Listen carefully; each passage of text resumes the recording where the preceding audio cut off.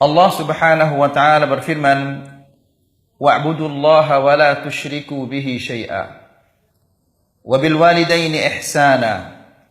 Setelah Allah Subhanahu wa taala memerintahkan hamba-hambanya untuk menyembahnya dan tidak menyekutukannya dengan sesuatu apapun, wal khudu' dan tunduk kepada perintah-perintahnya, wal ikhlasulah dan mengikhlaskan semua jenis ibadah kepadanya, wal inqiyadu li awamirih dan patuh kepada semua perintah-perintahnya, wal intihau 'anil isyraki bihi dan larangan melakukan kesyirikan kepadanya.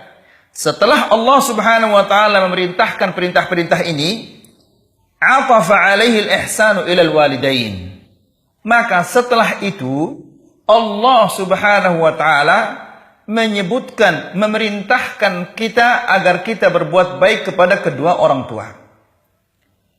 Wal birru bihima, dan berbuat baik kepada kedua-duanya. Wa daf'ul adza anhuma, dan menjauhkan segala sesuatu yang dapat menyakiti mereka.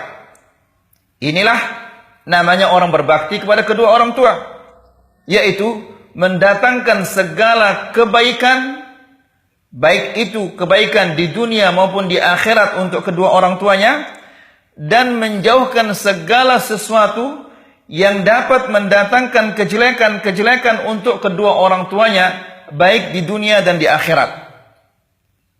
Jadi, apa saja bentuk-bentuk kebaikan di dunia atau kebaikan yang akan didapati oleh seseorang di akhirat kelak, itu kita persembahkan atau kita sajikan kepada kedua orang tua, ini adalah termasuk kebaktian atau termasuk bir. Sebaliknya, apa saja kejelekan apa saja yang mendatangkan kejelekan di dunia atau mendatangkan kejelekan kelak di akhirat yang kita lakukan kepada kedua orang tua, ini termasuk bagian dari uquq, kedurhakaan. Apa saja, ya, misalnya membuat orang tua terkejut, membuat orang tua tidak nyaman tidur, tidak enak makan, membuat orang tua sedih. Ini semua adalah bagian-bagian dari uquq, bagian-bagian dari durhaka. Kemudian, wa hadza yadullu ala 'izami haqqihima fi hadhil ayatil karimah. Ini menunjukkan betapa besarnya hak kedua orang tua yang disebutkan oleh Allah di dalam ayat ini.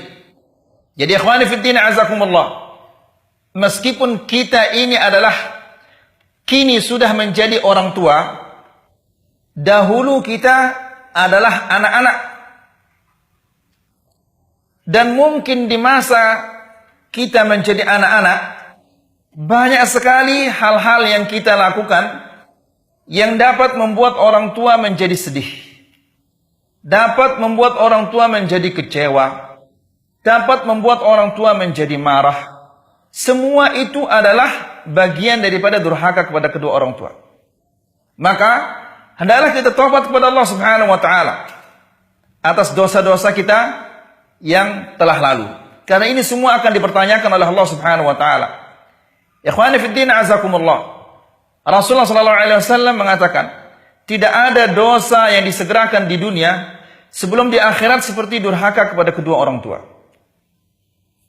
Dan Allah Subhanahu wa taala telah menjadikan berbakti kepada kedua orang tua ini tidak putus.